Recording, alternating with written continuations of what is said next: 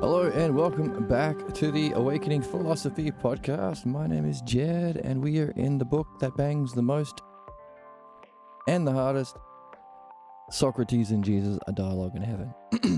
Welcome to us. How are you going today?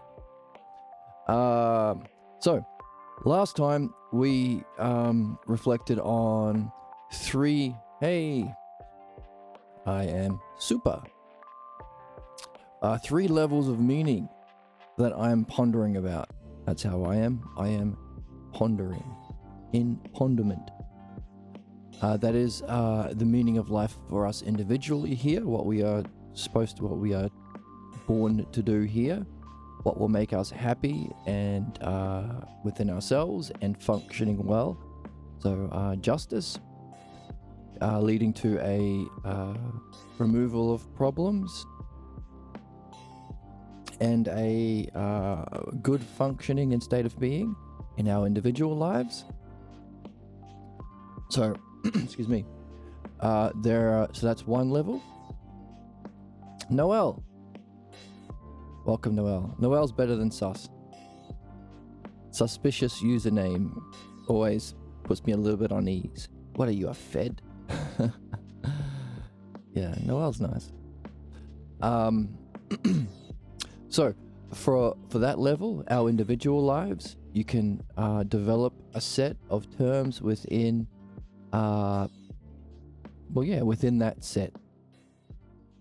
Okay, and what we saw last time is there's an analogical similarity between that and our soul's reincarnation through many lives. So as you build a timeline, so this is the thing. When you have a set of terms, in order to understand them, you have to arrange them in some sort of hierarchical order. It's up to you what you choose for that hierarchical order. It's your game. For instance, you could hierarchically arrange the terms we've been developing from the book. Just from the book. In terms of significance. What has the greater effect on your soul? You could arrange it through time. For instance, in childhood, you're born into a family. Period of history. Let's take out period of history. That hasn't been mentioned yet in the book. But you get a false belief, a clan identity, a self-image, a way of being, a belief about a self and reality. So you could order those, which comes first, which then allows you to function a certain way. Certain states of mind are forbidden. Certain states of being are also taboo. That which, because it challenges the family clan way of being, and our parents and family don't want to be uncomfortable and change. They're stuck in their problems themselves. Leading to a life where you play out only a limited range of functioning as an expression of a negative false self-image, causing a repeated cycle of problems, ending in an inevitable negativity or disaster or fate. Having culminated or having become identified with a mask that reflects that self-image. And that self-identity limits your ability to participate in the brilliant light of being when you die. Everyone has that light experience, and to the extent to which you are able to learn and nurture the logos or the dialectic is the extent to which, again, see it for yourself, because you don't have to wait till you drop dead, because separating the soul from the body is something you can do here. That's what yoga is for. And you might say, well, the ideal yoga is the dialectic itself. But to the extent when that you can endure that brilliant light of being is the extent to which you have a better way of being as a soul and a better choice of your next incarnation. So There are more terms, of course, that we've been reading. You can pull them out yourself and arrange them in an order, in a set. So that's our individual life. You might also have you could also set the positives and negatives within that set. In other words, a negative way of being, clan identity, false belief, the belief stuff. And in that same set, the understanding stuff. Let's say you are able to reflect and do the dialectic, midwifery, and dream analysis to uncover your unsuspected root causes of your problem, your false image and belief of the self. What does that allow you to do in your time here? What can you spend your time here doing? Learning and nurturing. So that's for one level, the individual, the meaning of life for every individual. On another level, there is an analogical, that's the right word, a similarity between each of these terms you can find with the soul. So that's what we've learned in the book already, is as how to learn, how to read. Look for analogies between things, fill out the terms on the one that you've been given, and then wonder about what would be the equivalent in the other set. For example, in the book we have Jesus saying here, the child accepts a new way of being that marks and shapes his way of life. So too, in reincarnation, the soul accepts a way of life that marks and shapes his or her new life. So here is the author saying, hey, there is the word is as and so. As this, so too this. And the author has already told us earlier in the book, this is how you read. The puzzles you are here to look for are analogies. And we talk about, and feel free if you have a better analogy, because I keep using the Resident Evil 1 video game as my analogy for this. For the puzzles, how to discover the puzzles and solve them. Sometimes I use Christopher Nolan movies because he's good at that. Fight Club is a classic example of how you have to not just discover the answers, but discover the question that you are supposed to answer yourself. If you don't know that there's a hidden twist, then how can you find the answer? So, you're walking down a hallway in Resident Evil, you notice a picture, there's a person there, and there's a green gems in his eyes, and an open door underneath. And then you walk down the hallway, and there's another picture of another face, and there's one red gem and one red gem's missing, and that door is locked. You establish, there's an analogical equivalence. There's a likeness. As this door is unlocked, that's one term, door, is because of its relationship. These double dots mean relationship. As the door is to was how you say the double dots. So there's a relationship between the unlocked door and this painting, which has two gems in the eyes. So the eyes, so we have the as the door is to eyes, so too this door two is to eyes too. Terrible handwriting. In other words, you figure out, because there is an equivalence between, or a similarity between these terms. Just as this one needs two gems, so too this one needs two gems. I have discovered the question. And good video game design uses these analogy and patterns to allow you to discover the patterns. To allow you to discover the question. That's how you read also. So similarly, we have been developing an understanding of what happens as a human child's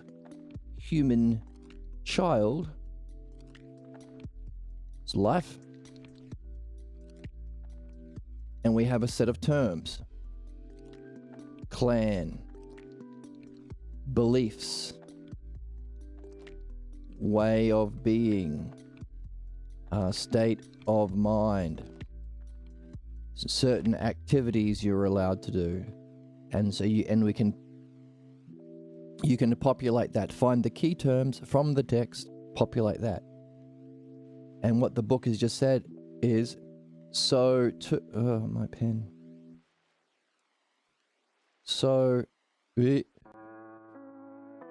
Yeah. So to the soul. The soul's journey through multiple reincarnations. Pen's being funny. Not haha funny. Yeah.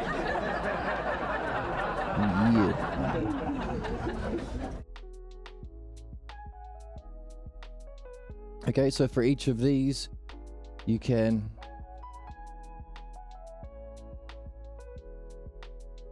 populate this. That's your activity. Why? Because that's the stages of development that we are specifically supposed to be doing here. This is the learning. So here are the problems, but also you can add in this one here is to learning to escape from your fate,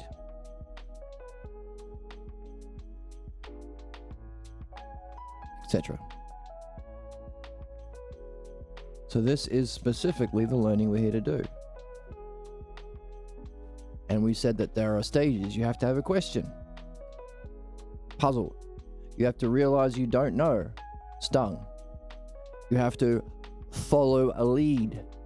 If you don't know it and you're stung and puzzled, then how are you going to answer the question? But you can follow the lead. That's what we're talking about here. The lead is someone who has gone through this themselves, mastered, fulfilled their learning journey, and shared it. And so far we have on the table people who seem to have completed that. Pierre Grimes, the author of this book, and Socrates. So having your nose in a Balboa translation of Plato to read the words of Socrates, or in one of these Pierre Grimes books, is a necessary element to being just, to doing what we're here for learning. This is the following of the lead. As you put it together, you will gain insights, putting it together, and you feel joy. And then you test these things, and you end up dropping this stuff, letting go of your false image of yourself that causes your blocks. And then you can repeat the process. So this is what we've just read are the stages of learning. So hopefully you've got a question, either what's the meaning of life? How do I fulfill my destiny? How do I go through this process? How do I learn? What has my soul been going through in multiple lifetimes? How do I have a better lifetime and not a terrible incarnation? Have you looked around on planet Earth? There are many, many souls born into terrible suffering. Every moment of every day. I don't want that. How do I avoid this, say no to this, and have a good incarnation? So any of these questions can start you off in this puzzle. But also, we've got another level, another set of terms you can play with yourself and have fun and share with your friends over coffee. Cheers.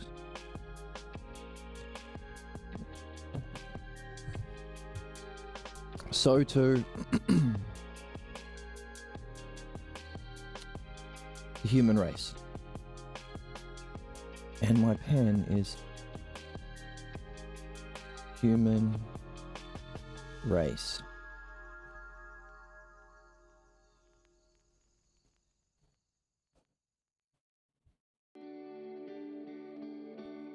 Human race's problems and purpose, or fate and destiny,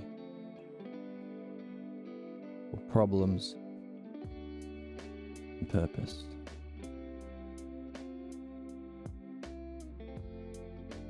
So, that's what we did last time. Well, no, we didn't do, but we discovered that this is what the author is giving us as a gift from someone who's completed the process. What is the personification of that? Zeus. So a gift from the gods, a gift from Zeus himself, a multiple puzzle. So you watch Fight Club and you realize, oh my God, Tyler Durden was just an aspect of Edward Norton's psyche. I have to rewatch it a second time and take all of the terms and elements and clues from the first reading and apply it in a new way to a second level. And of course, as you go through that, hopefully you'll discover there's another question. Not only does this apply to Tyler Durden, but ...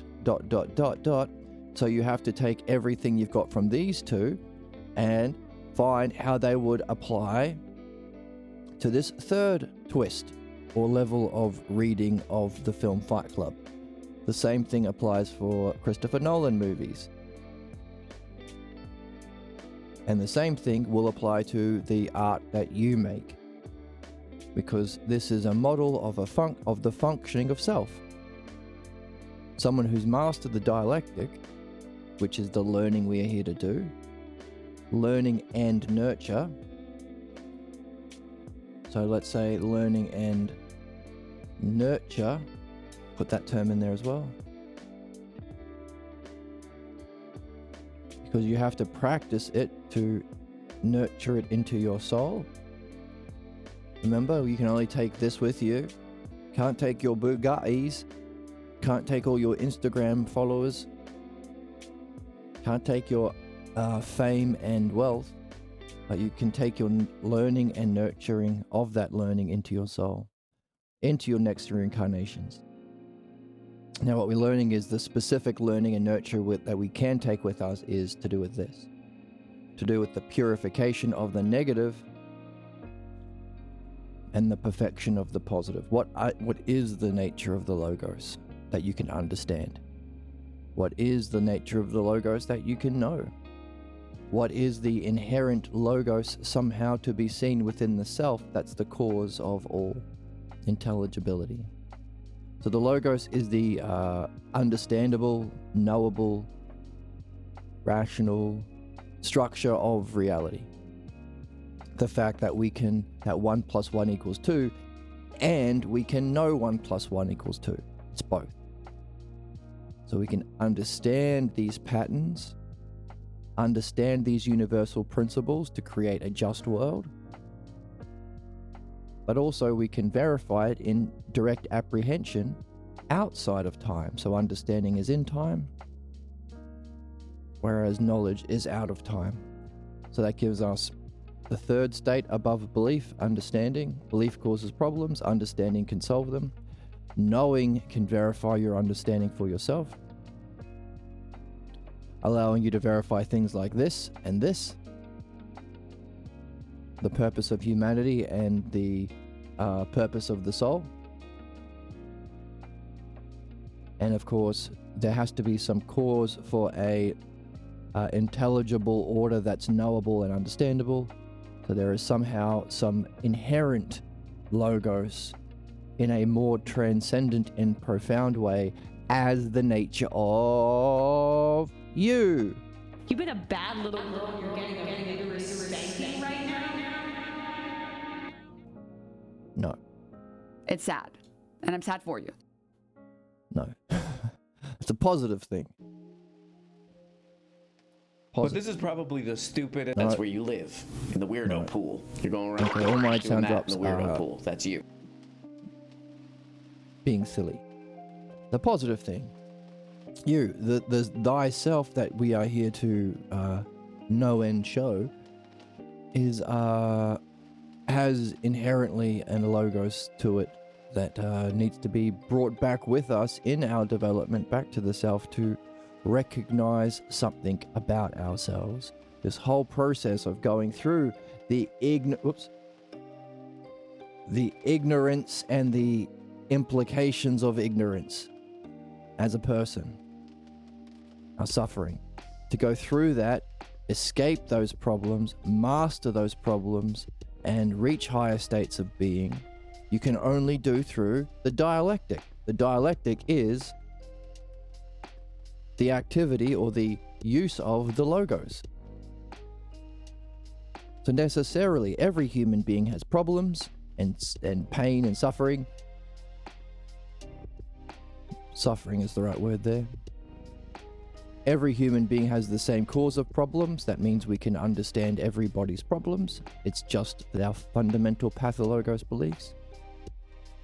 So too, we can understand every single human problem. There's no need for inequality and murder and stuff and war. Why? Because it's just that term here. It's this term that you can understand. A fundamental false belief. And it's these fundamental false beliefs that become fundamental false political and religious beliefs.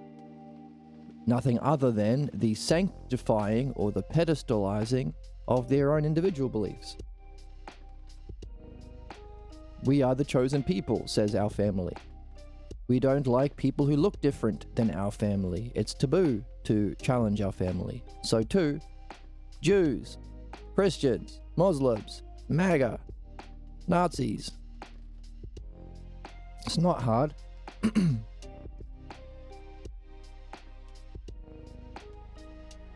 But, so therefore, every individual is given the conditions for developing an awareness, understanding, and mastery of the logos, the intelligibility of reality.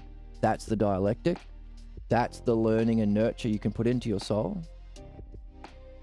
Just as a human race, we can do the same thing.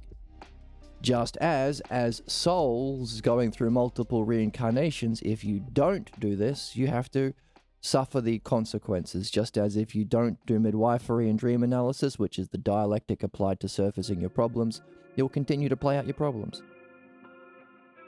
And if you're born here, same thing for reincarnations, and same thing for our human race. Our human race can end, which will be nothing other than the inevitable implications of playing out a refusal to learn the dialectic and master the logos, because it's not neutral, you're still doing a kind of logos, you still have a kind of way of making sense of the world. It's just a shit one caused by belief. That's why beliefs aren't neutral. Kings and clergy. Now, at the time of recording, a bunch of American comedians were paid a bunch of money by the Saudi government to go over there and make and do comedy. And a lot of people are saying, well, where are your morals? Where are your ethics? Where are your principles? Because don't they have slaves? Don't they have institutionalized slavery? Didn't they just kill that American journalist? Weren't they responsible apparently for 9/11? Aren't you just whitewashing their terrible injustice, American comedians, for money? And when they went over there, apparently, according to what Bill Burr just said, and I was a big fan of that guy. I thought he was a great comedian. I thought he was doing good work. Reflecting on the nature of human problems and presenting a logos or an understanding of those problems in a funny, charming way that could have helped us. Maybe he still can. But anyway, so he said the government said we couldn't make jokes about two things. Have a guess what they were.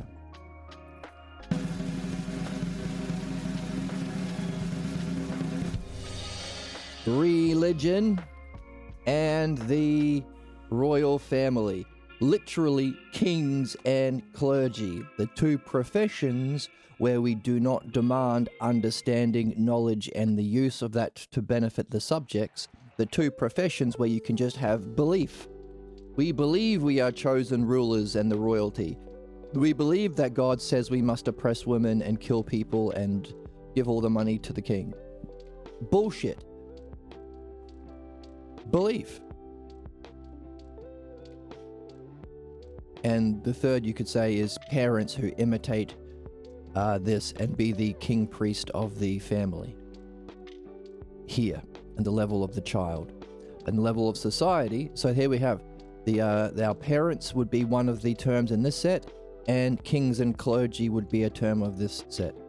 And of course, you can't point out the absurdity of belief and how oppression and suffering and injustice is caused by kings and clergy, because they deal in belief, and belief is specifically tyrannical against understanding and the good, because that's the belief version in this set down here.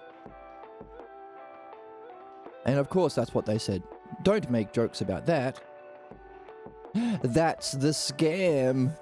That's the grift. We get to do these terrible, terrible things with impunity, nurturing our soul in a terrible, terrible way, and preventing the learning of all these other people that we are murdering or enslaving or torturing or exploiting for profit.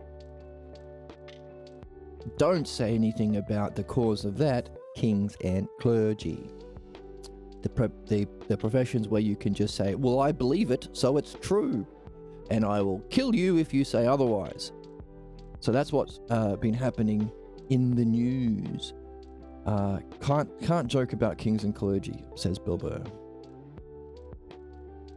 So, belief is that fourth level of cognitive function, institutionalized, sanctified by kings and clergy. That is the terrible, sadistic. Its idea of strength can't be knowing because it's blocked from understanding knowing in the self. So that's why there's no sanctity of human life, because there's no self. They don't see self. It's sick. Belief is sick. The reason we still have our problems is, even though the beliefs are sick, we have a fervent, savage, zombie-like loyalty to our own. We're quite happy to say sexist beliefs that the others have, or racist beliefs that the others have, or beliefs in general that the others have are terrible and wrong and we must kill them. But my religion, my beloved opinions, my beloved family, they were the chosen ones, says every religion too, says the kings and clergy too. It's always the same. We are the chosen ones. Why? God says so. And what does it mean to be chosen? All my fucking bullshit beliefs are the best ones. Which is nothing other than an expression of the fervent loyalty to our source of problems. So as we've been reading, beliefs block our development of the Logos and the art we are literally born here to do. If you don't do it, you will suffer the consequences in this life and in next reincarnations. But if we wake up and start being mature and rational, we can realize that beliefs are the cause of our problems, and we can free ourselves to develop understanding, which is what solves problems and allows us to further develop to our excellence. And that excellence involves verifying our understanding of those principles in a direct psychic experience of turning our mind upon ourselves to know ourselves as pure being. That's knowledge. Thus the quote from Socrates, "I am wiser than others because I don't mistake knowledge for what these people think knowledge are. They are believers. They think knowing is doing belief shit. I'll never make that mistake because I know that knowledge isn't of those things." And of course, our big question is, if there is a logos that we master through the art of the dialectic, which is the learning and nurture we are literally here for, that we can know all together, all at once, as a whole, out of time, and we can participate with in parts through time By the way, these are the terms of the Logos: whole, part, in time, out of time, limit, unlimited. There's a set of 12 that we have got from the book so far.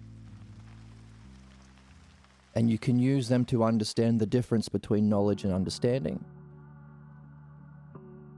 If we can see the Logos as a whole of all parts in knowledge, or if we can experience it through the highest functioning of our mind as human beings, understanding, through parts, through a series of limits in dialogue, the dialectic, then what's the cause of that which we can experience both as wholes and parts? In other words, is there a version of the Logos inherent to the cause, the self, you, that is beyond the whole of the Logos and all of the parts most excellently of the Logos? That kind of excellence that transcends knowledge and understanding while being the cause of both, while incorporating both and using both. The self still uses the direct apprehension of the model of justice in knowing as the model of excellence, just as the doctor uses the model of the healthy body, and still uses an understanding of the parts, just as a doctor uses his understanding of how the parts of the body fit together, to benefit everyone, as doctors have to benefit their patients. So there's another analogy to understand the functioning of self through the dialectic. So you don't throw them away, which gives us an understanding of what we are here to do as the soul. There is an unfolding into ignorance, which is the playing out of beliefs, which is the cause of problems and suffering. And the only way of solving problems, you want to solve your problems, your own personal problems, the way you talk to yourself, your relationship problems, your work and play problems, the world's problems, the human race's problems. Here is the way. There's only one way. It's open for everyone. You don't have to be a man or a woman or a Jew or a certain skin color or a certain born on a certain piece of dirt. You don't have to do anything. You don't even have to pay for it. It can't be patented by McDonald's or Sony and kept from everyone by some multinational conglomerate. It's open to everyone. The one way of solving problems, the mastery of the dialectic, mastery of the Logos through the art of dialectic, because that's just the use of understanding. Wherever you're at, a little bit of understanding is still better than belief. And whatever vision of knowledge you've had, even if it's just an image, even if so far you haven't had that experience of the brilliant line of being that you can remember, but it's just it's an imagination. You're imagining, what would it be like to experience everything all at once? To see in all directions, not just in front, as a complete sphere. But also, it's the ousia is the root cause of all of our senses. So not only are you seeing, you're seeing, hearing, tasting, feeling all at once, as a single sense, in a higher kind of a way. What would that be like? Not just not just infinite or unlimited in all directions, but there's nothing outside it, so it's also self-contained or limited. This pen is not working too well today. So you can imagine, so everything that we have been saying to understand the nature of believers who are in conflict between those self-logos terms, got them already on the board. Everything that we've been using to understand that this isn't just an opinion, this is just understanding. So here is that set of self-logos terms. Believers are in conflict within themselves and towards others because there is a conflict between them. We are limited and we hate freedom. Literally, the projection that the fascists say of others, it's all projection. Because they can only see through their images. They hate us because they hate freedom. No, you hate freedom. You hate freedom because you are a believer. You have to accept limits to be a Christian, to be a MAGA, to be a fascist, to be a nationalist, but your soul wants freedom. That's your conflict that you are projecting on others because you have power and money. Likewise, the modern Democrats are not good for anything and create the conditions for fascists to take over because they have no principles. They have no whole. There's no principles that are always the same. Like they should be saying, it's always wrong to lie on television. Not just for the other team, but for everyone. It's always wrong for politicians to do insider trading, Nancy Pelosi. It's always wrong to allow a political party to be in opposition to the people, Chuck Schumer. They don't have that because they are blocked. They're only on this side. Same terms, same logos. It's just so simple. Same terms, different relationships. Which is interesting because in analogies, it's the reverse. We're talking about creating an analogy where a child is to his identity as the soul is to its identity. Different terms in analogy, but the relations stay the same. That's analogy. There are only two things that exist: things and relationships. Analogy shifts the terms and keeps the relationships. That's how we think and learn. That's why we do mythology. Same relationships instead of the metaphysical principles of beauty and how it relates to rationality. We say, oh, same relationships, but we're going to use different terms. Aphrodite, it represents beauty now, and Apollo represents rationality or understanding or philosophy. That's mythology, shifting the terms, keeping the relationships. But the logos, or all of the unfolding expressions of reality in either dimensions or human functioning, is the other thing. Same terms, same inherent logos. You see the logos. The logos is reality. It happens to be knowable and understandable, intelligible. It's also how we perceive reality. Isn't that interesting? It's just one thing. See? It's fun. Where's the joy? Where's the whimsy? Where's the childlike? It's joy and whimsical, dude. Just one thing. We don't have to beat our heads against rocks or swords or drone strikes to figure this out. Just one thing. The logos, which is expressed into two things: terms and relationships, which is used in two different ways. Keep the terms the same, change the relationships to understand levels of reality and how we perceive, ontology and epistemology, or keep the relationships and change the terms, and you've got analogy, how we think, how we solve puzzles, how we move upwardly.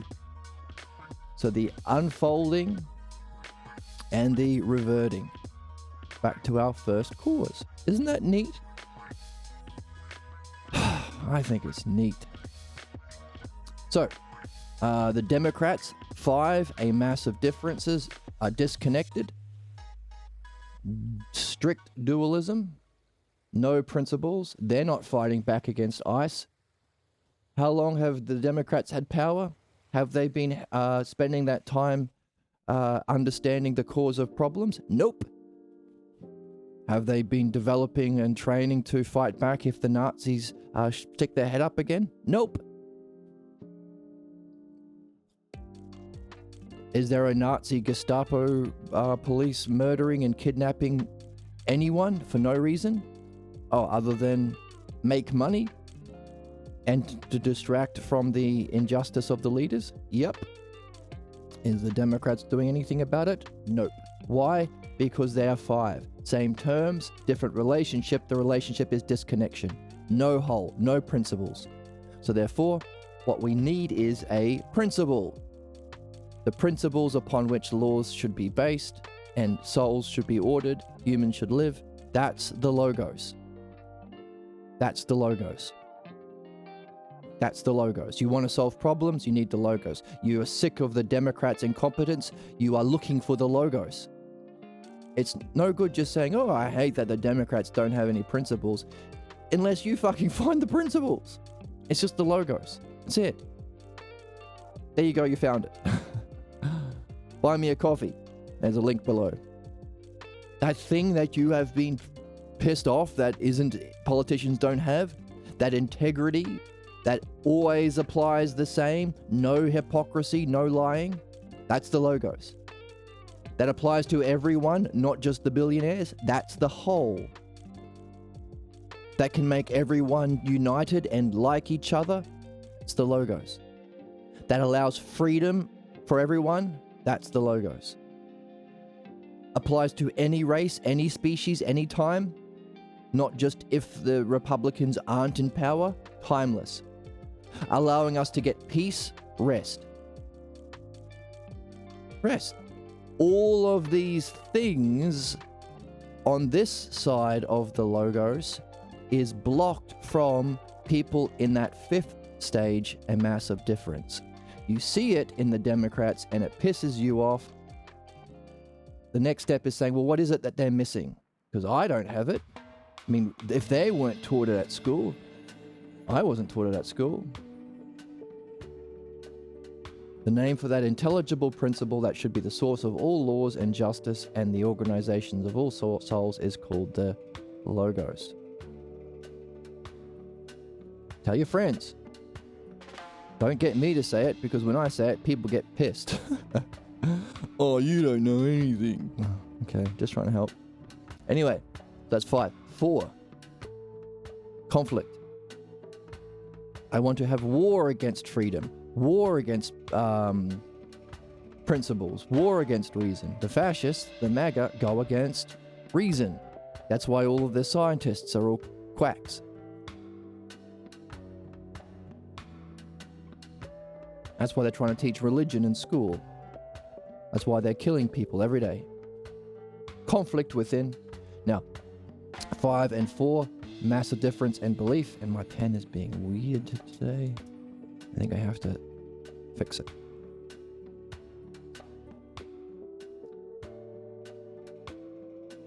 Maybe if I... Number 3 is the next stage. Don't leave a belief and become atheist or a massive difference. Leave belief and become understanders. Just because religion is bullshit doesn't mean there's no principles or divine or reality. So understanding uses the whole to function intelligently and caringly, good heart, good head, towards parts. You yourself are the same. The art is the same, whereas the art of the dialectic can apply to everyone who's different, everyone's unique problems. Again, so I won't keep going through it, but you can do this. Keep the same terms, play with the different relationships to understand that intelligent and caring or providential connection. That's what it means to be understanding. Knowledge is both together. As we said, infinite in all directions in your perception of your mind knowing everything, but there's nothing outside it, so it's also self-contained. Now, the reason we're talking about that now is you might not have had this experience or have remembered that experience. Maybe you've experienced it in meditation or breath work or a traumatic event or dreams. You can have these things, mushroom experiences, near-death experiences. Maybe you haven't had it or you don't remember it, but you can imagine it. This is the vision. The excellence we're here to do is to live out our understanding, which we just defined, but also our vision or knowledge. So imagine seeing, but not distinguishing. Seeing everything like soften your vision so you don't delineate background and foreground, because that's two things. Imagine seeing as a oneness. Now take your hearing, imagine that as a oneness. And the feeling of touch slash smell slash taste seems to be one kind of a thing. Imagine that all at once. Now imagine all of those things together as one experience. The root cause or the essence of all other, before it's divided out into the your physical body, your physical senses of this incarnation. Imagine sensation itself as that oneness that could be applied to all three. Or, yeah, I mean, and imagine it in all directions. You don't have to just look forward the way that we're used to for having eyes that look forward. In other words, imagine infinite, unlimited. But then imagine, even though it goes forever, there's nothing outside it, so it's also self-contained. Now do the same for each of those. In other words, the highest positives of both unified. That's knowledge.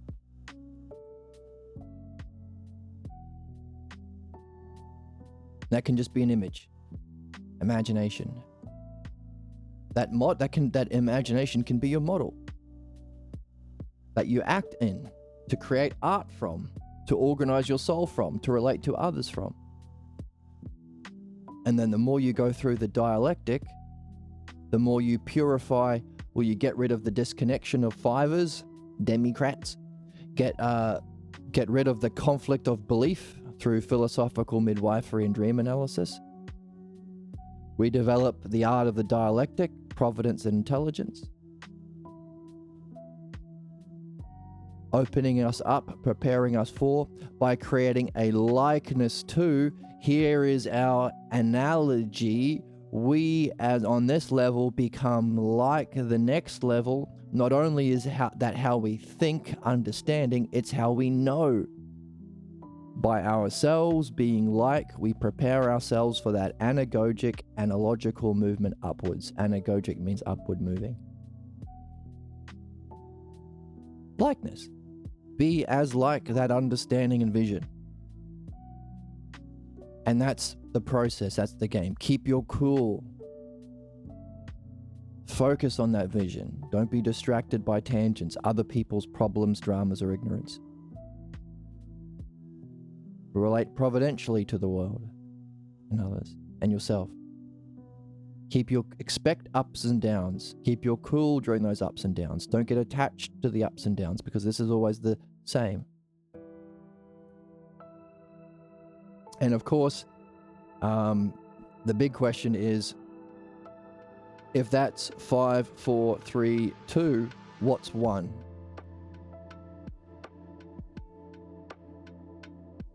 What is it that's the cause of all of those levels of reality that unfold downwardly and allowing us to perceive and move upwardly?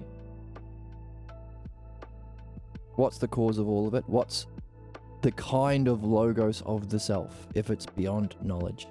That's the question. That's the big one. The know thyself question. So isn't that interesting?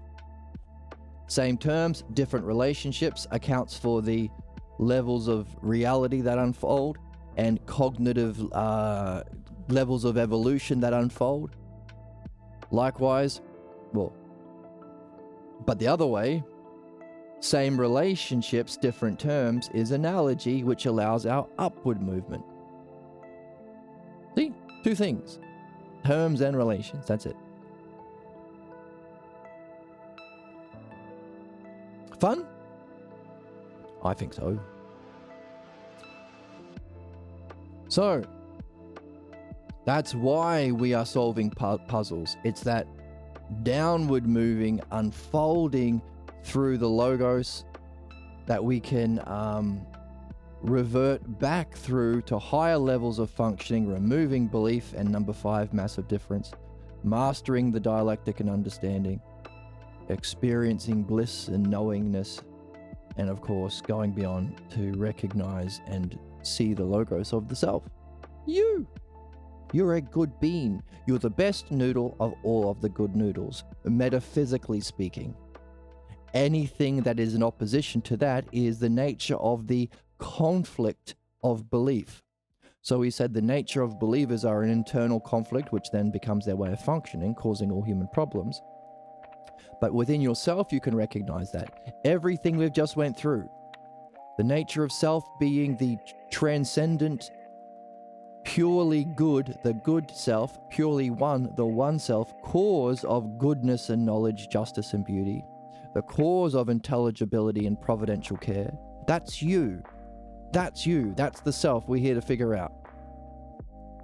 Ever wondered what you are, really? We are understanding it. Anything that says you're a bad noodle, you're a sinner, you're not good enough, you're a small bean, that's in opposition to what we've defined metaphysically and analogically played with through analogically personified through theology. Zeus, that's you, Zeus, using Hermes, the dialectic, to care for all living and non-living beings. That's you. Anything that says otherwise is the nature of, or the expression of, that conflict that's inherent to belief. Anything that says you're a bad noodle, you're not good enough, you're an evil sinner, you're a nasty person, that's a false belief. That's why it's the cause of problems. It's in opposition to the truth of the goodness and rationality of self and reality. That's the expression of that nature. We define the nature of believer as being conflict between the logos, and it's expressed in opposition to reality. That's why beliefs are not neutral, they're the cause of all problems. That's why the fascists and the murderers of the Saudi government said to the comedians, don't talk about religious belief, don't talk about our political belief. Talk about, who's that guy? Kyle. There's a guy who's doing pretty good work. Of course, we would encourage him to get into this. He's doing good work in understanding the problems and communicating them. But the next step would be finding that which solves problems, which is what we're doing here. Kyle Kulinski. And his YouTube channel is called Secular Talk. He pointed this out and he said, the Saudi fascists said to the comedians, don't talk about the source of belief and suffering, which is religion and politics, or kings and clergy. Talk about bidets and kazoos. So that was, damn it, I forgot his name already. Kyle Kulinski, I think it is. Yeah, you'll find him. Secular Talk. Kyle Kulinski. Yeah, I got it. Kyle Kulinski. What a funny name. But yeah, he's one of those people who are doing good work in sharing an understanding of the problems that exist, which is, of course, the next step is realizing that the many problems we face have a single source, which is belief. And the next stage is to say, well, hang on a second, if human beings can function through the epistemology is how we think, the epistemological or the cognitive function of belief, what solves it? What makes me different from the fascists? And you go, well, I'm doing understanding. The next step is to say, okay, if there's belief and understanding, is there a set? Are there other cognitive functions above and below? We have the massive difference of the Democrats. We have knowledge, and then above that we have self. So there's at least 3 more. Number 1, and can you understand your one? What does it mean to understand? Because that means that you are open to principles that are universal and true. Oh, that's the thing, that's the cause of understanding. That's knowledge. It implies that there's a level of existence beyond the physical world in which there are these eternal principles giving us what we need to participate in understanding. That's also the source of principles. So his anger against the Democrats of not doing anything is because they lack this next stage. There is a thing called knowledge. And one of the reasons why people are not open to it is because they see, oh, believers talk about knowing God, but they're shit. So I'm going to devolve into there is no God, or there is no knowledge, or there is no higher functioning. So you move downwards. In other words, you still have the effects of belief. You don't want to keep the effects of terrible belief. A belief is in opposition to understanding, knowing, and self.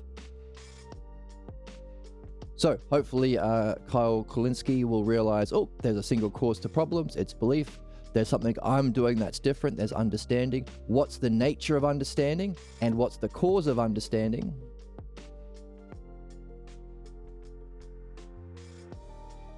Because that's the source of justice. That's where the laws should be, what the laws should be based on. Or providential functioning or care of politicians should be based on. Equally so, can I use the understanding to not see the effects of that cause, belief, but can I understand the nature of belief so I can solve belief? That's what we're doing today. What we've just done today, we've understood, we've used the principles of knowledge, the logos, the intelligibility of that. Hey, it's upward. You look at the highest experience humans can have. You don't look at shitty things. To understand intelligibility, what's the highest thing that we've ever had? The brilliant light of being. Oh, okay, let's understand it. And then from that understanding, you realize it's top down. Because though that the intelligibility of that greatest experience humans can have is the same things used in understanding. The logos.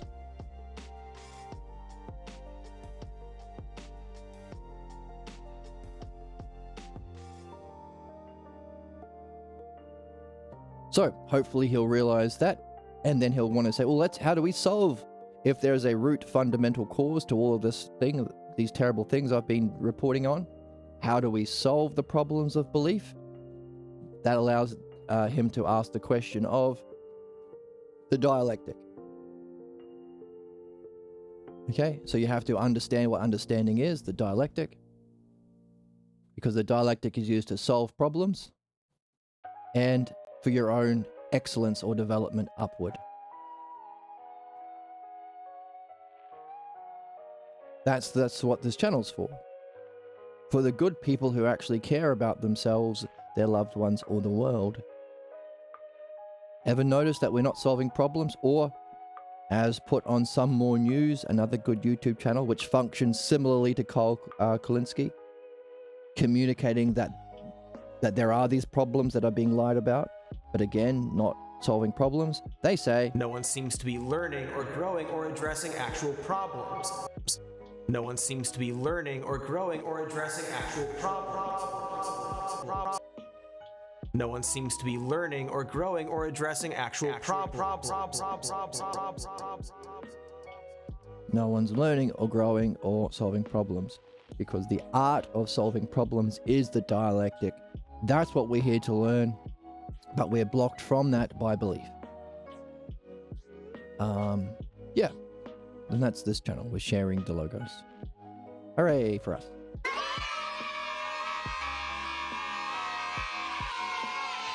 And the fact that we are living in an age that's dominated by belief means I have none of the Twitch followers, and Hassan, Piker, and Asmongold have all of them.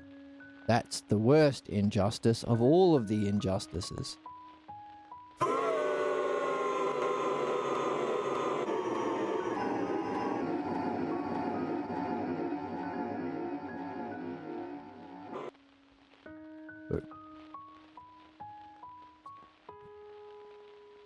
Right, so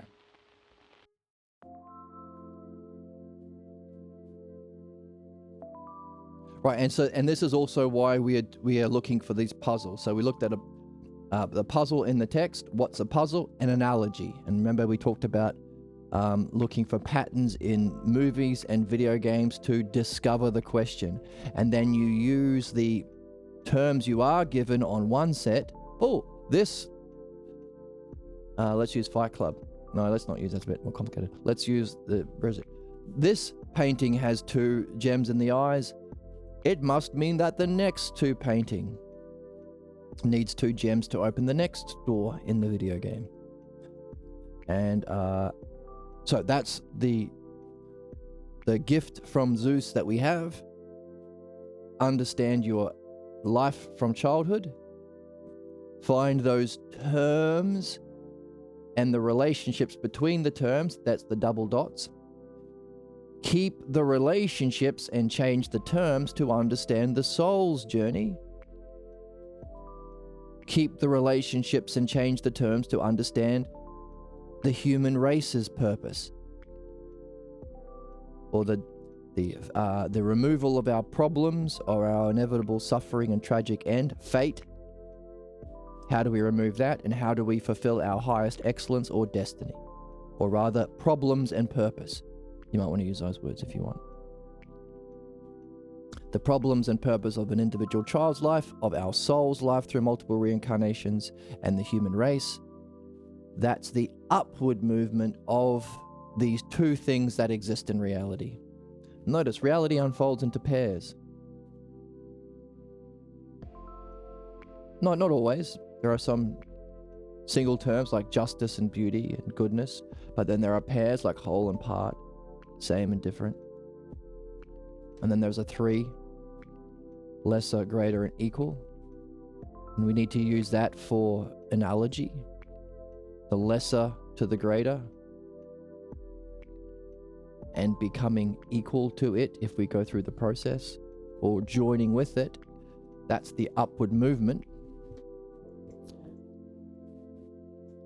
So put that down. We've got same terms, different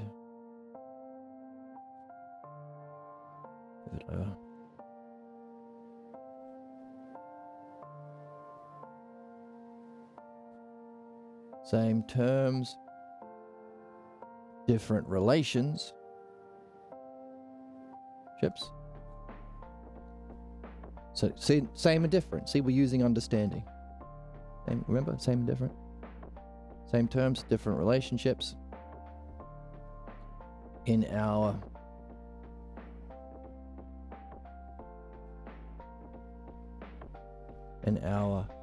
unfolding, and this includes levels of being and how we think.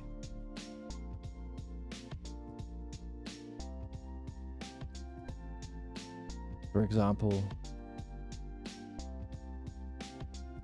belief versus understanding.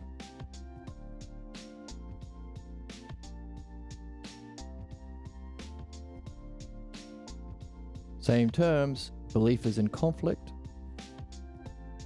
between those terms. Understanding is a providential connection. Good versus bad, really. And you can actually use because I want you to impress your friends and get all of the claps at the coffee shop. I'll give you the fancy name. The epistemology is just how we think. Epistemology. Impress the girl you're taking to the epistemology. Impress the girl you take to the coffee shop by dropping this, a fancy word, on her ass. And being is ontology. You don't have to use these big words, but it's good to know, because when debaters or modern Aristotelian philosophers use these words, you know what they're talking about. Ontology.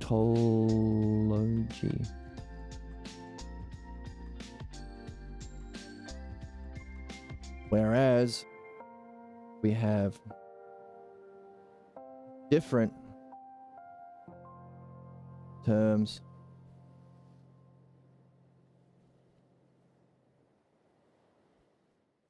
same relationships, for our reverting through analogy. Hooray.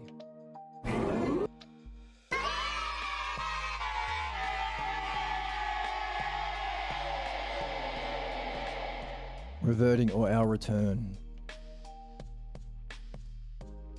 See? So, same and different. Terms and relationships. What's that called? So what's the, when you have some things the same and some things different? Likeness. But isn't this is why I love philosophy. Everything is a likeness. Like this pen is the same as this coffee mug, in that they are both things, but they're different. Because this one holds coffee, this one doesn't. This one messes up my writing today.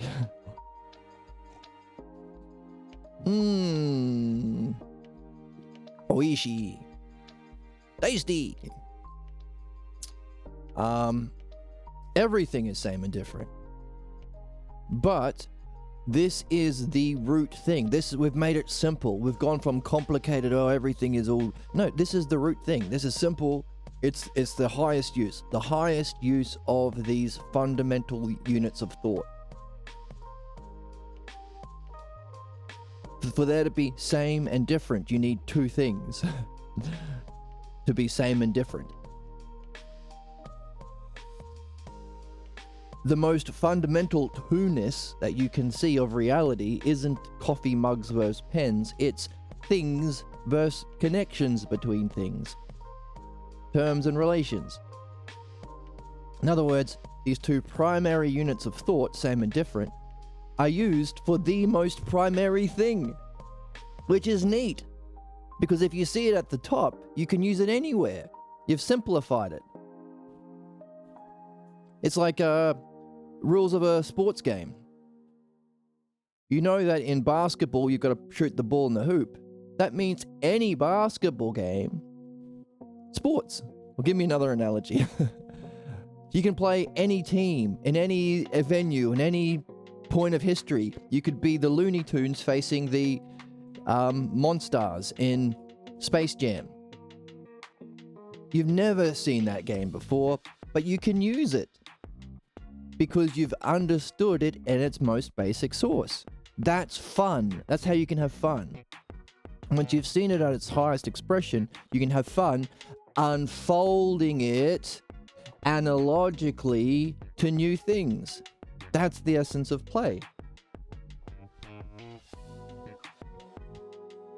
Hide and seek. You count to 10, we all go and hide, and you have to tag us. But when we get home, we're safe. That's it. And then every day you can play that same game and you're excited and having fun and nervous and you scream when they catch you and it's all fun. Playing hide and seek as a kid. We're doing the same thing, but in the highest way. The most primary things of or two-ness, terms and relationships.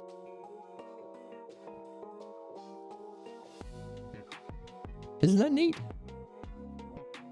Allowing us to understand creation. Where did it all come from? Well, maybe the self, that's our question. But wherever it came from, we know how it came to be. Sure, you can say, well, and then there's the Big Bang, and then there's elements that become atoms, that become molecules, that become, and there's an evolving of complexity of life. Then we evolve to the ability to participate in those rational orders. We get language and ousia, self-reflection, allowing us to return to our source and evolve cognitively.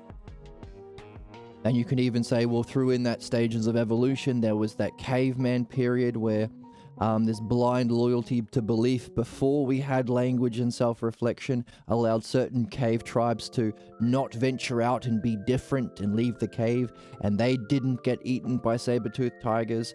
So it's these kinds of humans that evolved, giving us the extreme loyalty to our pathologos beliefs that's a solution to our problems without logos and ousia. But now that we have evolved into logos and ousia, it's not needed anymore. It's the cause of our problems. Sure, you can talk about the unfolding into complexity, but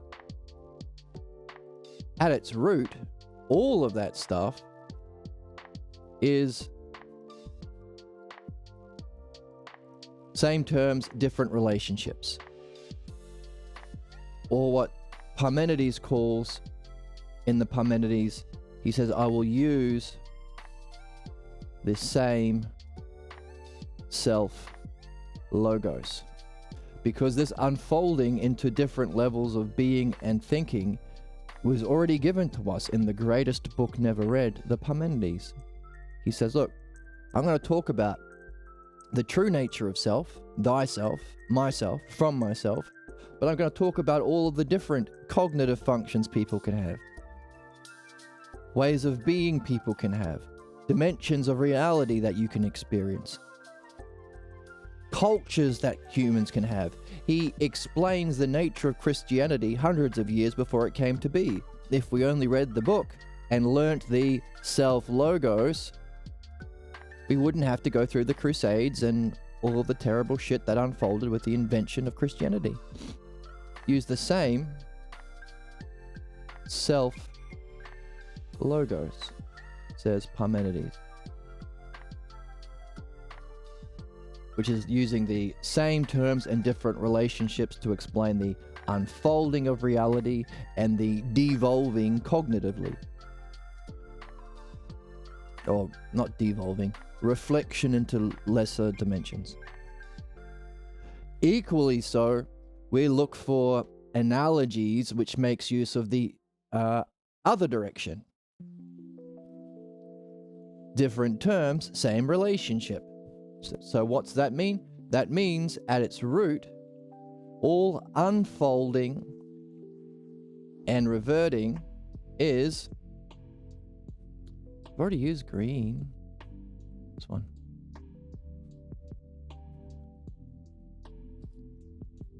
All unfold, I always struggle with this little thing.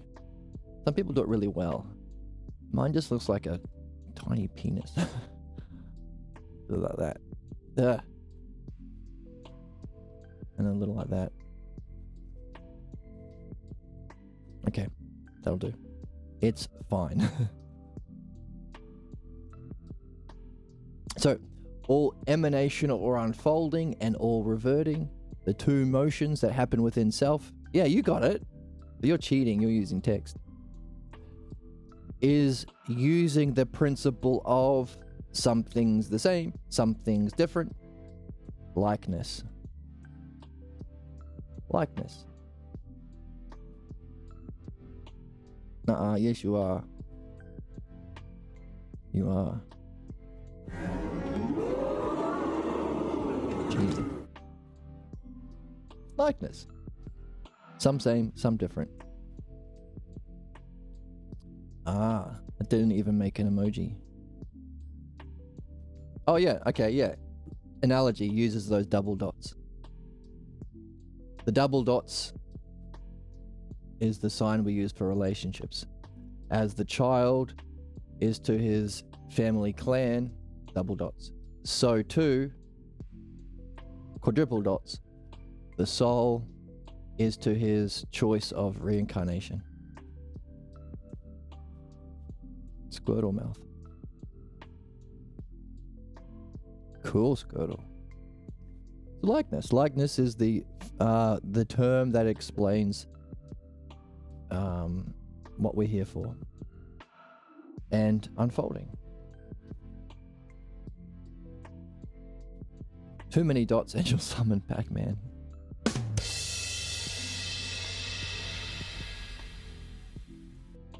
We participate in both. As we learn and evolve, we use analogy. That's why we're looking for analogies in the book. That's why we're solving them ourselves. That's why we discovered what we just read. I gotta redo this. The human child's life has a list of terms and relationships. The human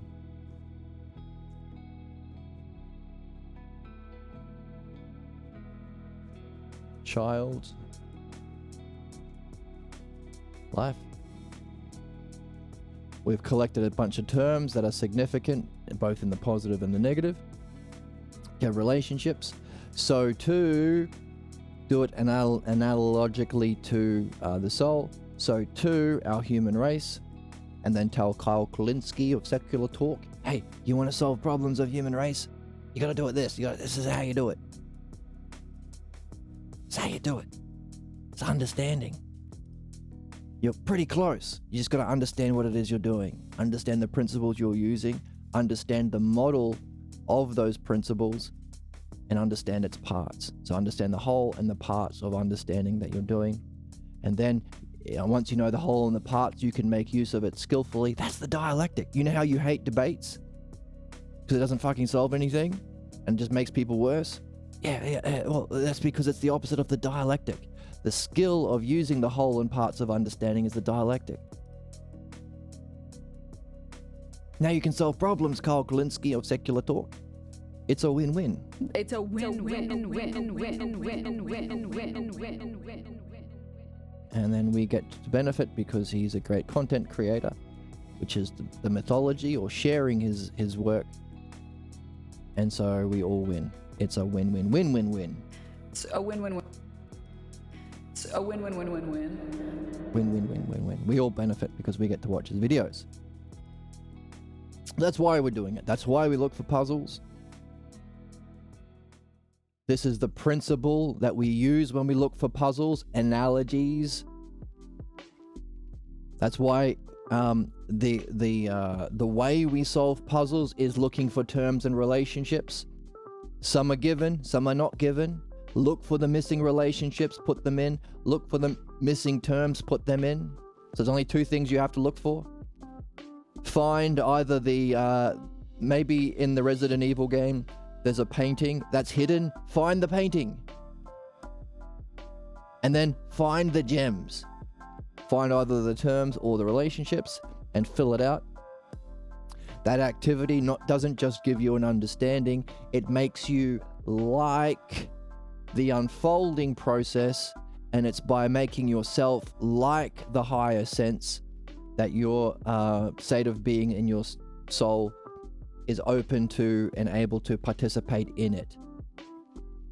In other words, you're making your soul ordered or just, and your use of helping others go through this makes you good. And those higher levels of realities are the idea of the good and the good self. They're more good. By making your soul more good and just, you are able to participate in and reincarnate into more just levels of reality, more just lifetimes, and more good levels of reality and lifetimes.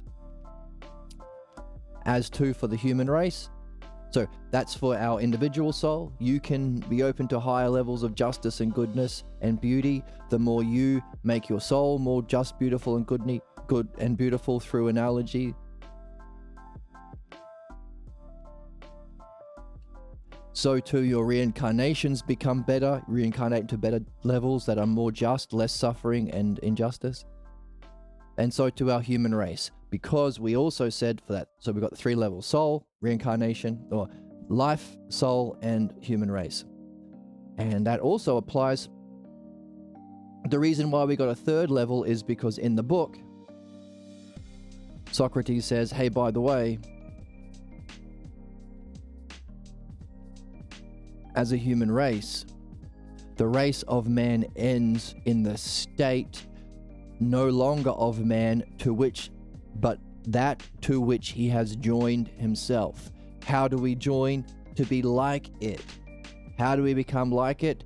the use of same and difference is likeness. How do we play with same and difference? Analogies. What particular analogies? The ones you find in the text, the questions.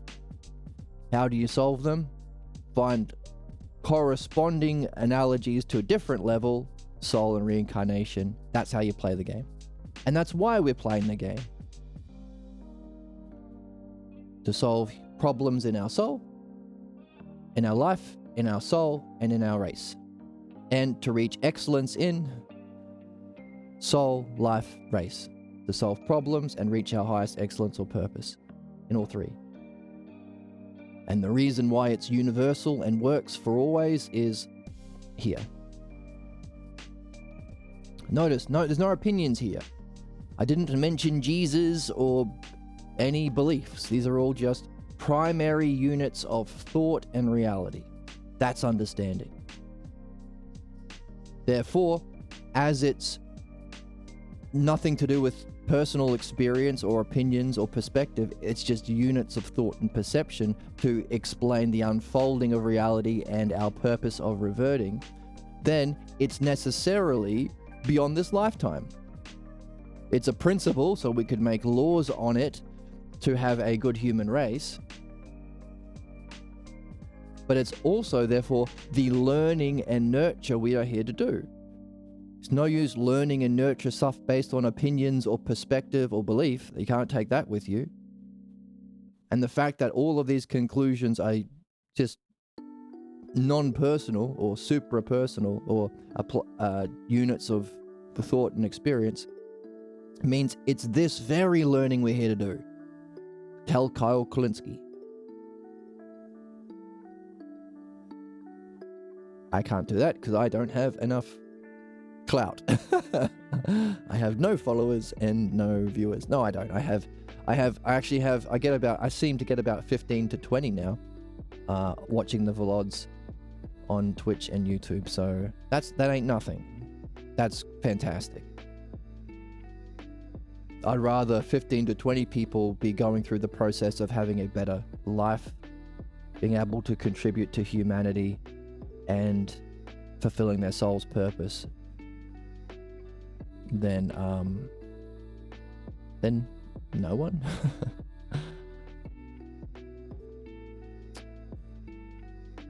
And hey, maybe you'll get enough clout to talk to Kyle Kulinski on Secular Talk, and then he will add this to his videos so we can all benefit. So that's why we're doing it. That's how we're doing it.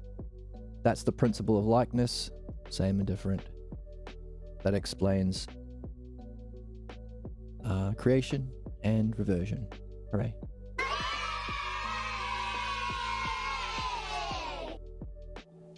And after Socrates gives us that puzzle, gift from Zeus, to benefit our soul and our world and our life in the greatest manner, Jesus says, "Well said, Socrates. Well said. Well said, Socrates. Well said, well said." Said it twice to make it extra nice. It's not a joke, it just kind of rhymes. Didn't deserve a rim shot. Well said, well said. Yes, thank you, Socrates, for giving us that puzzle and giving us the material we had to go through. And by the way, this very thing he gave us, he prepared us for by a few pages back saying, hey, you know why your purpose is to learn here?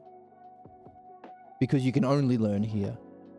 Because for each of the cognitive stages in the learning process, there is a corresponding feeling to recognize it, and you can only have those feelings in your body. Therefore, ipso facto, bada bing, bada boop, you're here to learn. So what we just went through was having a puzzle. How do I solve human problems, like Kyle Kulinski wants to do? Well, how do I make my life better? How do I be just? How do I make sure I don't reincarnate into a terrible, terrible life, like so many people around in this world are experiencing? Any of these questions are puzzling. Then you realize, hey, for as many followers as Kyle Kulinski has, he doesn't know the answer. That's fine. That's important. It's not a blame game or a bad thing. That's a good state. It's called being stung or numb. But it is a kind of a shock to realize that you've been alive for how many years and you don't know what you are? You've been on this planet for how many years and you don't know where you came from? Shouldn't that be the first fucking thing you ask? Whoa, I'm here. How did I get here? What? And and I'm gonna die? Really? Where do I go when I die? I don't know. That should be a shock. And what am I? My body changes and my feelings change and my thoughts change and my emotions change, but there seems to be me still. What the fuck is that? What's that thing? What am I? And if all these things can change and that's all I experience, then I can't be any of those things, but then what's left? What is the me? Everything I experienced can't be me because all those experiences change. Then what do I have to feel or point to that makes me me? I gotta know what that is to know where I came from and where I'm going. And I need to know all three of those things to know what I should be fucking doing while I'm here. And I don't know. Not only do I not know, none of my parents know and my siblings know. They all act like they do. And they can be cunts when you show a curiosity and you point out the fact that they don't know. They've been cosplaying a knower. Even more brutal when you tell them, hey, by the way, when you cosplay the knower, you know what you do? You try and silence this curiosity because belief that you are imitating is cruel and sadistic. Belief ain't neutral, son. That's a shock. This guy had to admit that the people in his life who helped convince him to be a conservative in the first place, parents, clergy, other authority figures, were wrong. Not only was wrong, but lied to him, and that he fell for it. All of that takes so much courage and character. Now, that's Keegan Teagan from Instagram. Fantastic work. What he applies to conservatism, we recognize is the pathological, is belief itself. So just as Carl Kalinske is one step from discovering the logos and dialectic, so too is Keegan Teagan. Took the L from Kalinske. Fantastic content on Instagram and YouTube. He's also one step from the logos too. He recognized that, there are all these negative qualities associated with conservatism or right-wing or fascism. And we recognize that's because it's the pathologos party. It's just the pathologos. And all of the problems are just sick logos or anti-logos. Pathologos, sick logos, anti-logos against logos. So, yeah, you got to be curious about these things. What are you? Like, really, what are you?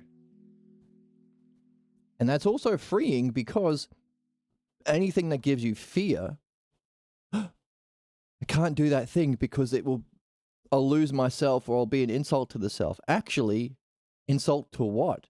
All of those things that you're afraid of losing ain't you. They're all experiences and images based on experiences. And those change. There goes your fear and doubt. It's strange to think about, isn't it? Yeah, I don't know what I am, says the chatter. Says Noel.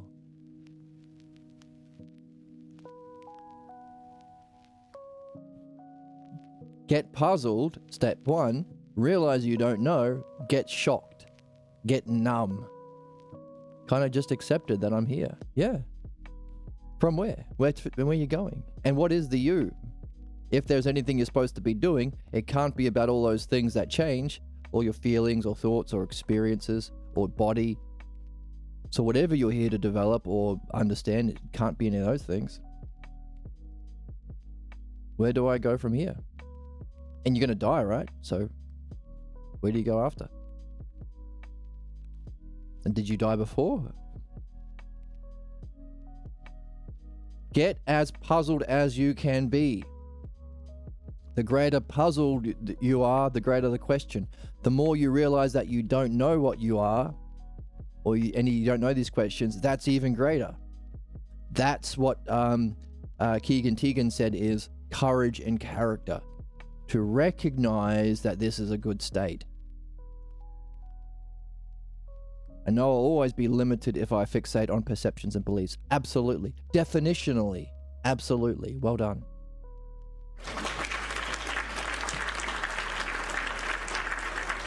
So we want to get puzzled and then get numb. But then, if we're puzzled and numb, we can follow a lead. We are not playing we realize we don't know, so we can follow a lead. That's what we're doing today. We are following the lead in discovering the question or puzzle, the analogy. Following the lead is the author saying, hey, look, here is an analogy. Everything you've been learning about a child's life, your individual problems. Follow my lead, says Socrates, and find the analogical equivalent with different terms but same relationships for a soul and for humanity. It's best to believe nothing and understand everything and love everyone. Yes, love and logos, exactly. Yeah. Philodainoia, love of understanding. I realize I can love people while rejecting things that they believe that are no. Exactly. That is the best kind of.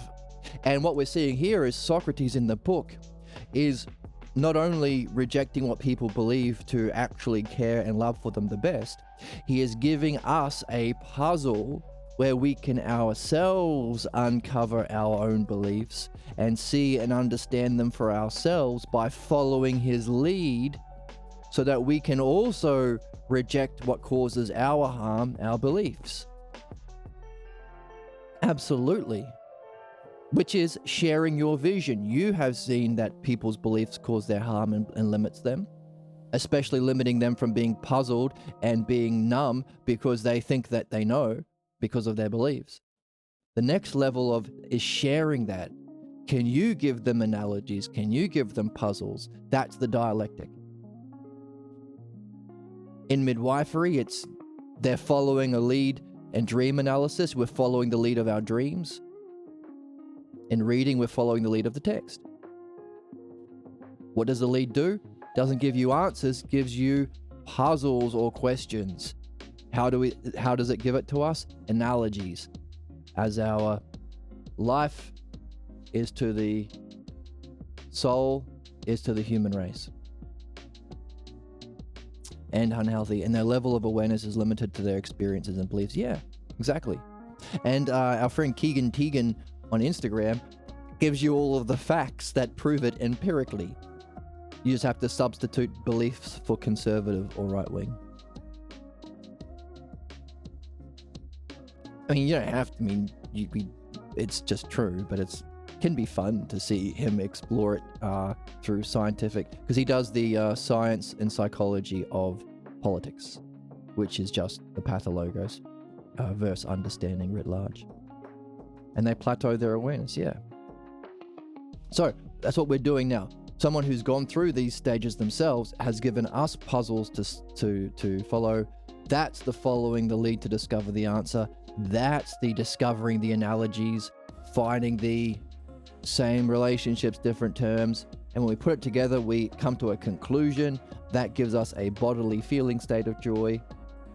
And then as we apply that, we find a dropping away of any of those images and beliefs. So all of those things that we've been talking about that we realize ain't us, our perceptions, our beliefs, our experiences, our body, our fears and doubts about losing those things that prevent us from letting go into experiences of higher dimensions and light, ain't us.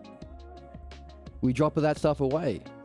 False knowing, certainty, all that stuff. Leading us more open and more ourselves. So the book gave us these stages of learning while saying it's the reason why, you go through this again and again. You can live this. Live the logos. He gave us these cognitive stages and the corresponding feeling states, and then he went ahead and gave us what we can apply it to. So not only can we understand it, we can test it, which is that very next stage of testing it. These three. And we tested it by giving us this analogy that we today got here. So you can do that. Think about that as you go about your day. Look for things in your life that reflect your beliefs, way of being, state of mind, clan identity, and activities that cause problems, and its corresponding removal or purification and perfecting of the true open state of self, etc. So think about that in your life as you go about your day, but also see if you can apply it to the soul and to our species. See what that does for you. And then just as there is a fulfillment, you can actually reach the end. You can know the self and fulfill your purpose here, escaping the chains of problems and the prison of reincarnation. So too can the race of man end in that state where they are no longer of man, but that to which he has joined through the principle of likeness himself. So, man as a whole is in that game to know the self. And then Socrates gives us that puzzle, and we say, well said, Socrates, well said. Not yet. That'll do, pig. That'll do. Well said, well said. I appreciate those words, and they must have come from none other source than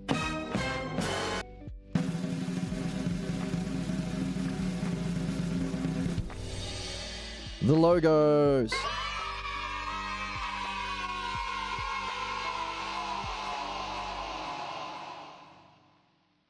So everything we went through today didn't come from my brain or my opinions. It was all from the Logos. It all followed beautifully, rationally, of its own accord, to the extent we were open to following the lead. To the extent we were puzzled, numb, realizing we don't know, open to willing to follow the lead wherever it would take us, to come to our own joyful conclusions and test it out, to let go of anything else we've been carrying. So to the extent we can participate in the Logos, so is the extent to which we can benefit from the Logos. It's a win-win.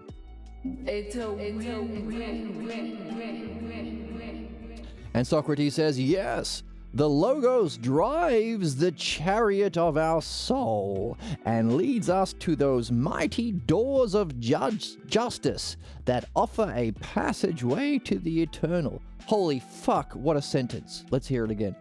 The Logos drives... So this, we've been all been talking about the Logos. All this is the Logos. How do we understand understanding? See the Logos. Where does it come from? The intelligibility of knowledge. Where did that come from? The inherent Logos of the self? Question mark. How does that same Logos unfold? As Socrates says, same self-Logos. Using the same terms, varying the relationships to unfold, varying the terms to revert. Just the Logos. Holy shit.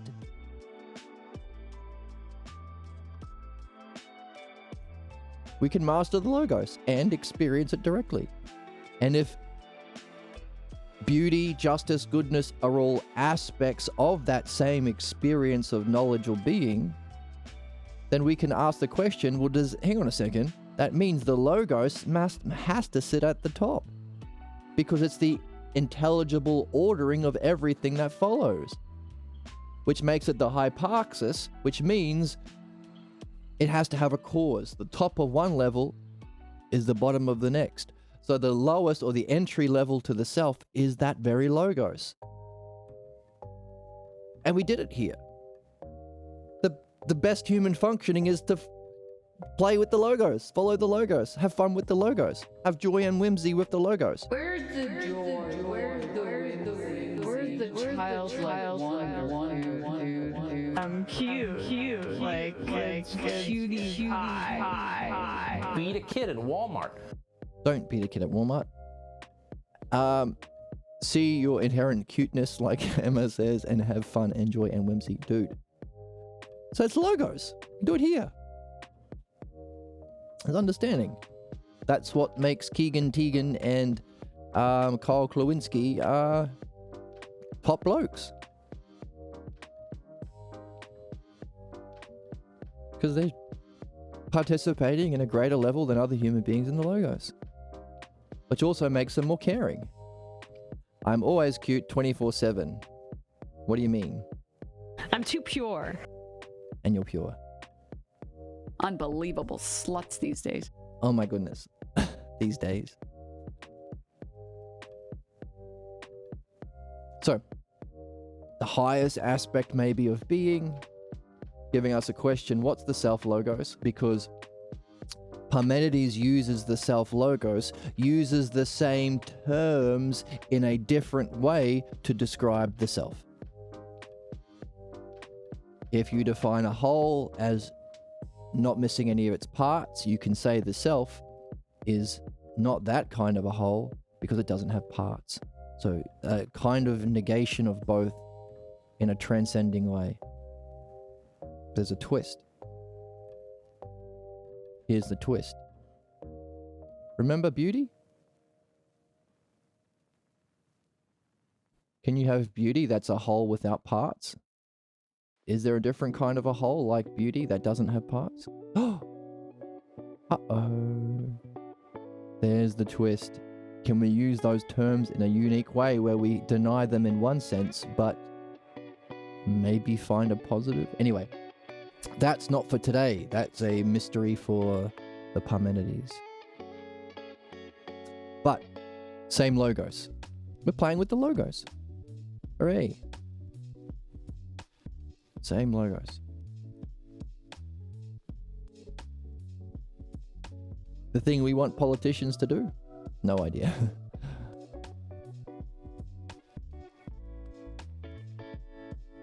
Just have the logos.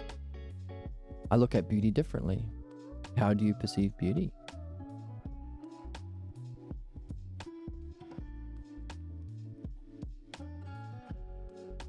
I mean, we can talk about beauty as an expression of a well-ordered parts, harmonized, symmetrical, balance, order, flow. Is there a different kind of a beauty?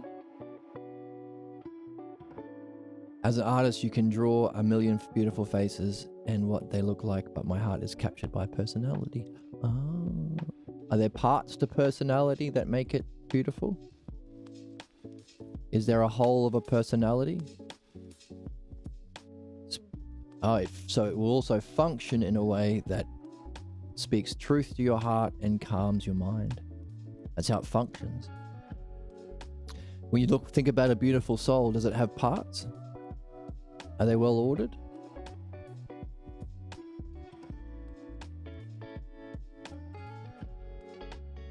Harmoniously, beautifully?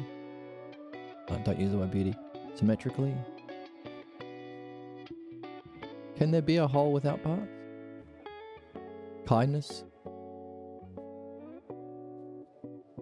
People who tell their authentic selves? Ah, yes. There's an authenticity about it. A precondition and a functioning kindness to others. But what is beauty itself? They aren't burdened by guilt and shame, and they are just themselves. There's an authenticity. Is there anything more? Do they have to have some intelligence to be kind to others?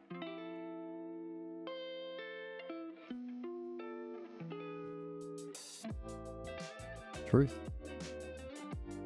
They've got truth, authenticity, kindness. Are they a list of parts that have to exist together in the whole of the soul? That is also allowing them to function through. But when you recognize it as beautiful,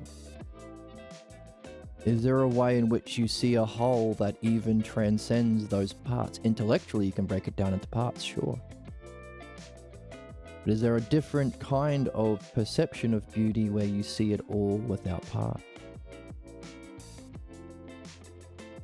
It can be big or small, sure.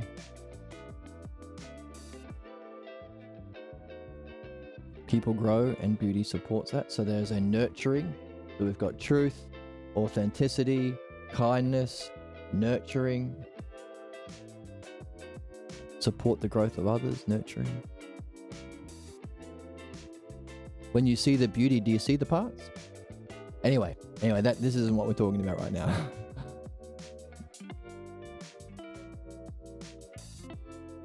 But we have distinguished parts of a character that makes someone beautiful to you.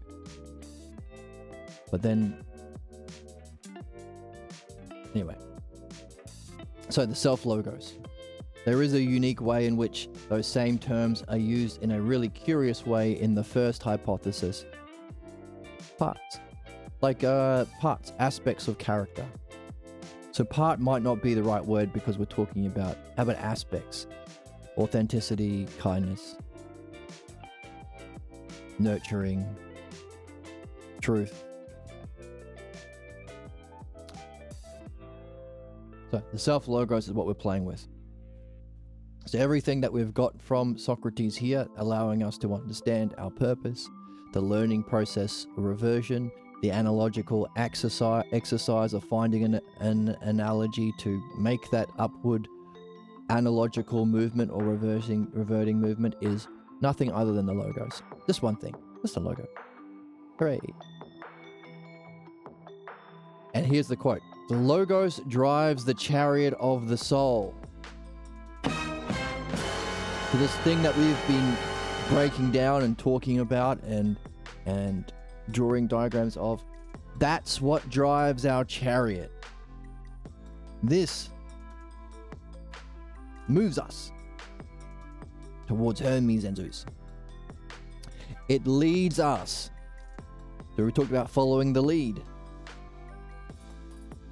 You don't know, you're puzzled and numb, but you can follow a lead. In the chat, I also respect people and try not to project ideas onto them and let them be, but support their needs and help them grow, I suppose. Yeah. Midwifery, ask them questions through your art of the dialectic to help them surface their logos and pathologos. Help them see one as being sick, the pathologos, beliefs and images, and one as being a good and noble birth, that's the self-logos. And you can recognize it because it's the same. So Parmenides, who was Socrates' teacher, said, I use the same self-logos. Yeah, patience is needed for that. Yeah, ask them why. Asking questions about the nature of, or the cause of, or the conditions of, or the principles of their problems or their excellence. Fate and destiny. Problems and purpose. Yeah, create the conditions for them to think for themselves and recognize themselves. That's the game. That's the game. And because you're an artist, you can tell stories of people going through the process of developing that excellence, or the hero's journey. So each of the terms that you've recognized that you yourself are going through, and you help others go through, take those terms and the relationships of terms and keep the relationships, but change the terms into animated characters, superpowers. Like maybe a Demon Slayer uses breathing techniques. Dragon Ball Z uses ki. So all it is everything that you've talked about here, that's your highest vision and understanding yourself.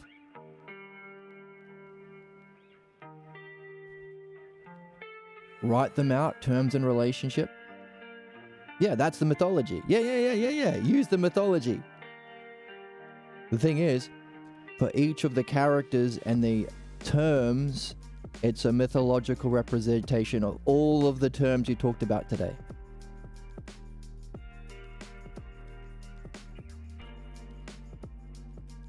only dramatically represented. So that's analogy.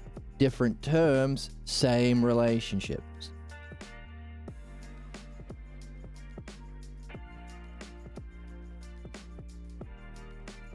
Chakras or he or she, yeah.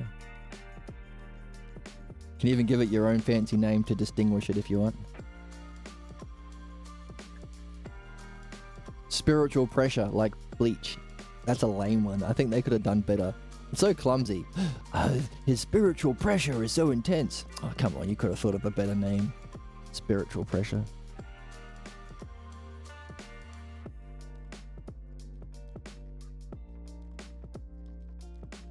But equally for the characters that represent different stages of development, it's... So in your mythology, you're changing the terms for keeping the relationships. But for the characters, same terms, they all have ki, or they all have swords and ki, but different relationships. Some have a conflict between themselves and their ki, or between their souls and their ki, or between their swords and their ki. Some has a providential, some are united, because those same terms, different relationships, represent levels of development.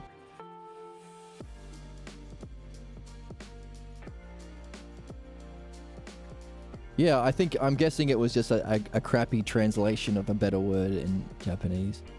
Spiritual pressure seems a bit clumsy. So, that's how we can be Zeus-like or Socrates-like ourselves. Because that's what we're seeing here. The Logos drives the chariot of our soul. It leads us to... Oh, and it also addresses the issue here that we've mentioned... The thing about making animations or animes like that is the many can only be entertained and not taught, says Jesus, or rather, the many out there seek to be entertained and not taught. So you can join the two together. If you use your entertainment, your art, in that analogical way we've just understood, you can be doing both. It's a win-win. It's a win-win.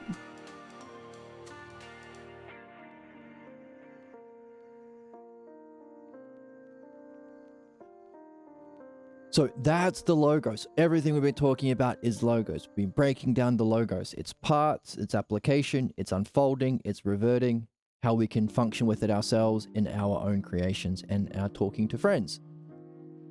I was going to write more about how life is connected and that evil is contemplating the life force and killing magic essence from the core of the planet. Right, but make sure that you recognize that evil is not actually a thing. It's ignorance or false beliefs. Evil is that Abrahamic, well, the Zoroastrian idea, the philosophers from the book, Zoroaster, thought that problems are caused by a force that's negative called evil, a sinister supernatural force, but in this book we've broken down that that can't exist. Because all of the higher spiritual levels of dimensions are good and just.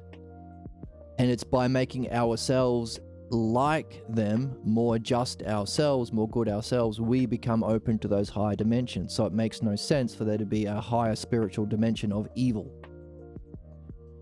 And that's the justification for violence and war.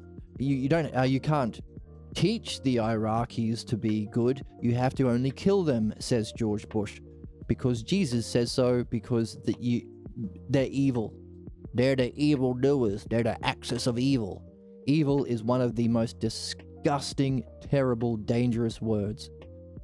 It implies problems are because you're bad and you can't learn because evil doesn't want to learn.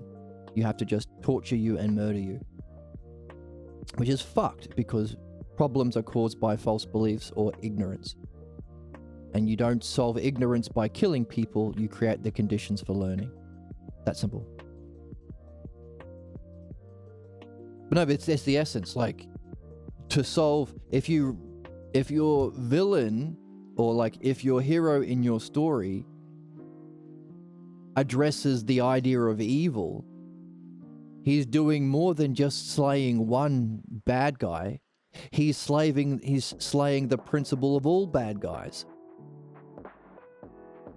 It's not just killing Hitler, it's realizing that all future and present and future and past dictators we can defeat all of them. That's the Logos. By going to principles and addressing the cause of injustice, you don't just save one dance center in a movie, you save all dance centers. But that's often what, in the better animes, what the main character realizes. That, they weren't evil, they've lived a life that has caused suffering, and because of the way that they lived and their parents, they developed false beliefs about themselves and solutions to problems that worked in the family that they have not been able to learn about and remove. In other words, our problems are solutions that worked that no longer apply. And that no one in their life has ever helped them because everyone else has that sick idea of evil and sin. You're just a demon, so no one helped them. You're a bad child. And then the bad guy's like, when I was a kid, my parents beat me and I was poor. And no one helped me because the rich people would say, you're a bad child. You're from the lower class. And now I wanted to get vengeance and finally I have power to fight back. That's often the case. In other words, it's the sick thinking of other people, good versus evil, Zoroastrian, which became Abrahamic, which is the source of Judaism, Muslims, and Christianity, Islam. Prevented anyone from helping them. How do you help people? The dialectic. Find the root cause of your pathologos and create the conditions for the mastery of the logos. No one did that. They just used it as an excuse to be cruel because of their pathologos. Justified by the idea of evil. And often in animes, when the hero realizes that, they say, oh no, I can see your humanness. I can see the sameness. I can see that you have the same mind and self. Same mind. Everyone tries to make sense of our problems. Everyone has grown up in a family. Everyone gets false beliefs. Oh, hang on a second. Knock on the door. Oh, so say that again. Everyone's here for the same purpose. To master the dialectic, to be able to solve the cause of our problems, which is purifying our false beliefs. That includes evil. Anything that says that evil exists cosmologically or evil exists within your soul. There's no metaphysical principle of evil, you got to get rid of that. There is no justification for punishment, you got to get rid of that. Either punishment metaphysically, as in hell, or punishment in this life, beating the poor kid because he's dirty, or whatever happens in an anime. That's why Naruto's best skill was the talk no jutsu. He talked, he helped to understand people. And it's in that understanding we realize we are the same self, we have the same mind. Intelligence isn't your mind is better than my mind, it's the ability to participate in the mind.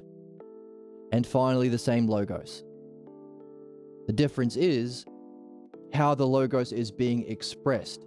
It's the same self-logos, to quote Parmenides, Socrates' teacher. Are you in conflict between whole and parts, limit, unlimit? Do you think there is no whole and you've given up, nihilist? Or, that's 4 and 5. Do you have an apprehension of the whole or vision of the whole that you're using to connect beneficially to the parts? The ability to do that is the development of the main character. Mythologically represented in his ability to use his chi, the spiritual source, or the spiritual whole, or the principles of swordsmanship in a providential way to relate to the parts to benefit.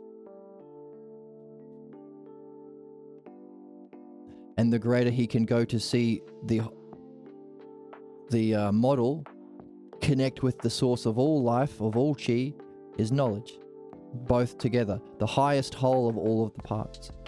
And then your anime is going to be different because you'll ask the question, is there therefore something that's beyond whole and parts?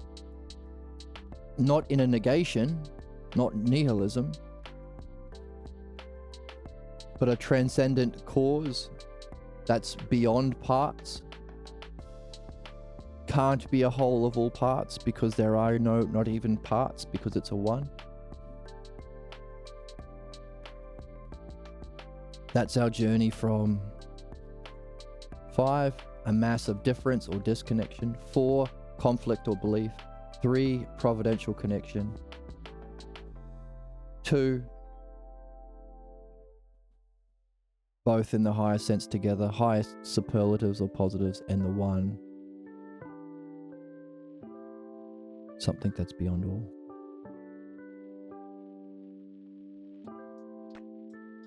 The self. That's our goal. And the logos is what we've been doing. We can only understand that because it's the logos. We're only following it because it's leading our soul.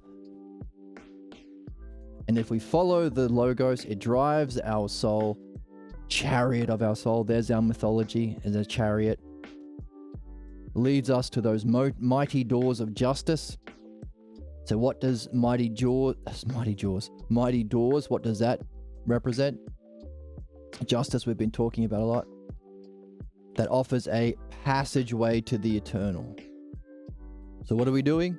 We are allowing our souls to be puzzled and shocked that we don't know, numb, and following the lead of the logos. Where does it lead us? To the mighty doors of justice that offers us a passageway to the eternal.